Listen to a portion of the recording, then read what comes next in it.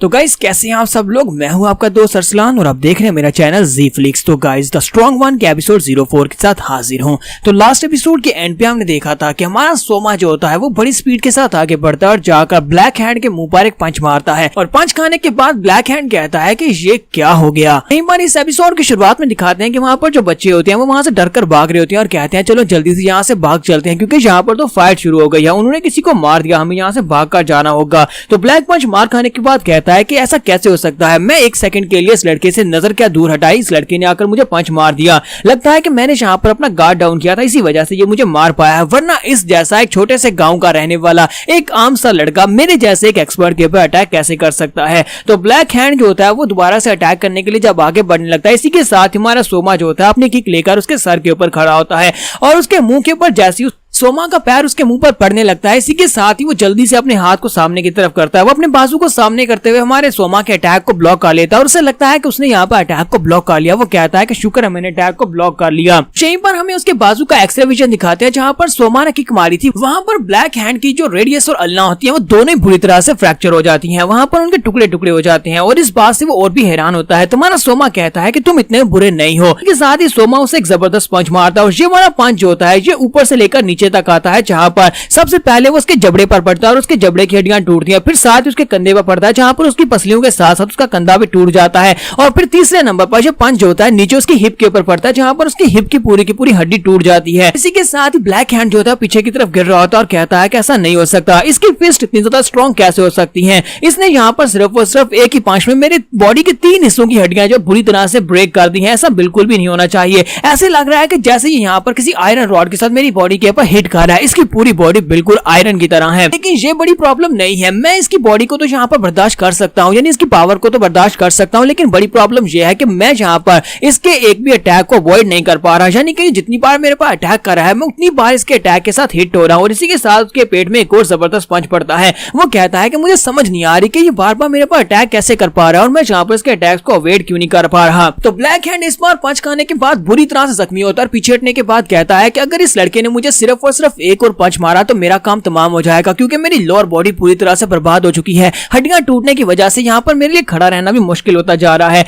मुझे यहाँ पर मरना नहीं है, मुझे यहाँ पर मरना नहीं है। इसी के साथ ही ब्लैक हैंड जल्दी से जंप करते पीछे की तरफ बढ़ता और कहता है कि मुझे बस यहाँ पर इसके पंचेस को अवॉइड करना होगा, अगर मैं इसके पंचेस को अवॉइड कर लूं और इसे एक डिस्टेंस बनाकर रखूं तो उसके बाद मैं अपने मैलियोंग स्किल को यूज कर सकता हूँ। ये लड़का तो यहाँ पर किसी मार्शल आर्ट्स की टेक्निक को यूज भी नहीं कर रहा है, ये सिर्फ और सिर्फ अपनी पंचेस की पावर को यूज कर रहा है, इतनी रॉ पावर इसके पास कहाँ से आई है। तो ब्लैक हैंड हमारे सोमा से पूछता है कि लड़के तुम तो काफी स्ट्रॉन्ग हो, बताओ कि तुम कौन हो। तुम्हारा सोमा जो होता है उसे अपना नाम बताने की बजाय उससे ये पूछता है मुझे ये बताओ क्या तुम्हारे मैरियन कैसल में बाकी के सभी लोग भी तुम्हारी तरह ही स्ट्रॉन्ग हैं या फिर वो सभी लोग तुमसे कमजोर हैं। फिर साथ ही हमारा सोमा से कहता है कि अब जब कि तुम स्ट्रॉन्ग हो और तुम फाइट करने के लायक हो तो फिर मुझे लगता है कि मुझे भी यहाँ पर अब होल्ड बैक करने की जरूरत नहीं है, मैं यहाँ पर अपनी फुल स्ट्रेंथ को यूज कर सकता हूँ। तो ब्लैक हैंड उसे कहता है क्या तुम यहाँ पर मेरे सामने नाटक कर रहे हो या फिर मेरे सामने मजाक कर रहे हो, क्या तुम यहाँ पर ये कहना चाहते हो कि तुमने अभी तक अपने फुल पावर्स को यूज ही नहीं किया और मैं यहाँ पर ऐसी तुमसे मार खा रहा हूँ। तुम्हारा सोमा उसे कहता हाँ बिल्कुल, और इसी के साथ ही फिर से उसके मुंह पर एक जबरदस्त पंच पड़ता है। तो यहीं पर बैकग्राउंड का सीन दिखाया जाता है जहां पर ब्लैक हैंड और व्हाइट हैंड दोनों बच्चे थे और तब भी ये लोग प्रैक्टिस किया करते थे और हमारा ब्लैक हैंड जो है ये वहां पर स्पेशल टेक्निक्स को मास्टर करने की कोशिश करता था और अपने भाई को दिखाता था कि देखो मैं यहाँ पर स्पेशल स्किल्स को मास्टर कर रहा हूँ। वो अपनी उंगली के ऊपर एक छोटा सा वाटर बबल बनाता है और उसे कहता है कि देखो यहाँ पर मेरे स्किल्स को देखो। तो व्हाइट हैंड उसे कहता है ये बिल्कुल बेकार है। उसके बाद जब ये थोड़े बड़े होते हैं तो उसके बाद वो वाटर का एक बड़ा सा ड्रॉप बनाता है और उसे कहता है कि मेरे भाई आज मैं यहाँ पर तुम्हें दिखाने वाला हूँ कि आज यहाँ पर तुम्हारे साथ क्या होने वाला है, ये देखो ये मेरा सबसे पावरफुल अल्टीमेट मूव है,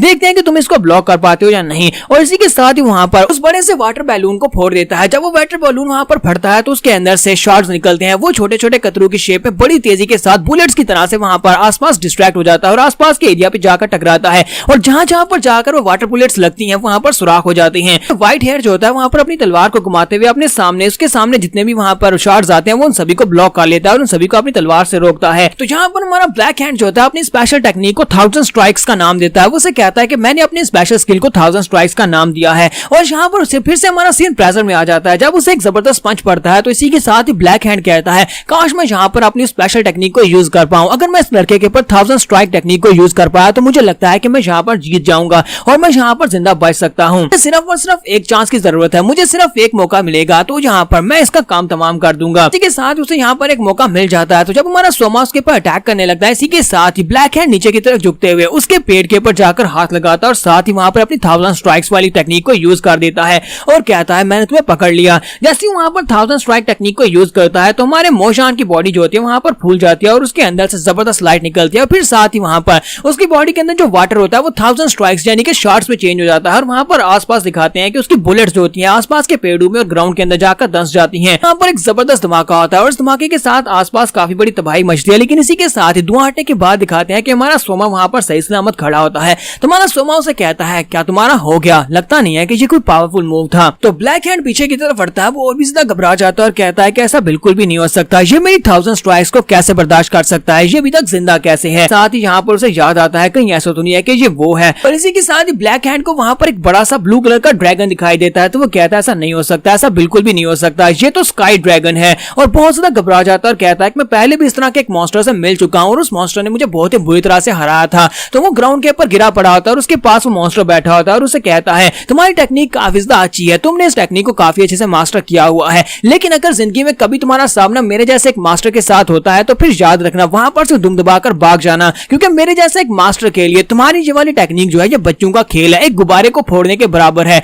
और तुम्हारी टेक्निक हमारे खिलाफ बिल्कुल भी काम नहीं आएंगी। तो ब्लैक हैंड को जैसी ये वाली बात याद आती है वो जल्दी से जंप करते पीछे की तरफ हटता है और कहता है कि ऐसा बिल्कुल भी नहीं हो सकता, ये बंदा ट्रांसेंडेंट लेवल पर कैसे हो सकता है कि जैसा उस मास्टर ने मुझे कहा था, ये बंदा इतना पावरफुल नहीं हो सकता, ये तो सिर्फ और सिर्फ एक छोटे से गांव का एक आयरन बॉय है। और अगर वाकई में ये ट्रांसेंडेंट लेवल का मास्टर है तो फिर हमने कभी इसके बारे में क्यों नहीं सुना? हम मारियोन टेंपल के लोग, हम लोग हमेशा इन लोगों के ऊपर नजर रखते हैं, लेकिन हमें कभी भी इस बारे में नहीं पता चला कि यहाँ पर एक मास्टर छुपा बैठा है और ये तो एक प्रॉपर वॉरियर भी नहीं है, यानी कि जब ये पंचेस मारता है तो बिल्कुल टेक्निक के साथ नहीं मारता। बात से वो और भी ज्यादा गुस्सा होता है और कहता है कि मैं इस तरह के मॉन्स्टर से बिल्कुल भी नहीं हार सकता, आखिर ये मॉन्स्टर आया कहां से है? और फिर साथ ही वो जोर से चिल्लाकर कहता है कि इस तरह के छोटे से गांव में तुम्हारे जैसा एक मॉन्स्टर कैसे हो सकता है? Damn it. हमारा सोमा कहता है कि चलो इसको खत्म करते हैं और इसी के साथ ही हमारा सोमा बड़ी तेजी के साथ भागता हुआ उसकी तरफ आगे बढ़ता है ताकि उसे पंच मार सके। दूसरी तरफ से ब्लैक हैंड उसे अपनी तरफ आता हुआ देखकर उसे ऐसा लगता है कि मौत का फरिश्ता उसकी तरफ आगे बढ़ रहा है। वो कहता है कि मुझे महसूस हो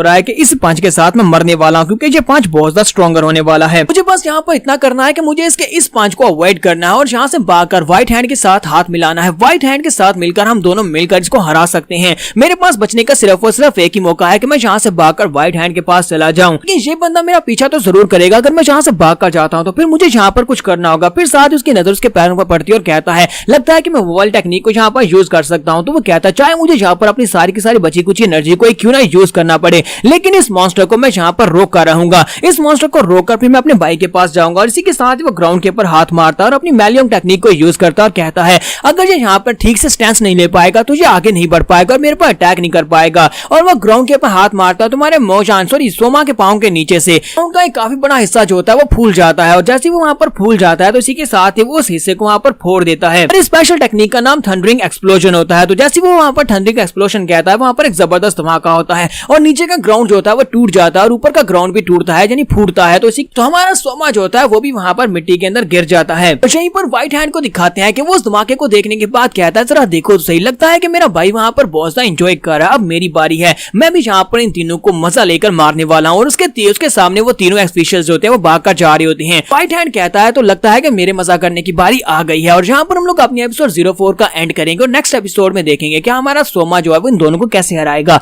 एपिसोड की एक्सप्लेनेशन अच्छी लगी हो तो कमेंट करके जरूर बताइएगा। चैनल को सब्सक्राइब कर दें, वीडियो को लाइक और शेयर कर दें। शुक्रिया।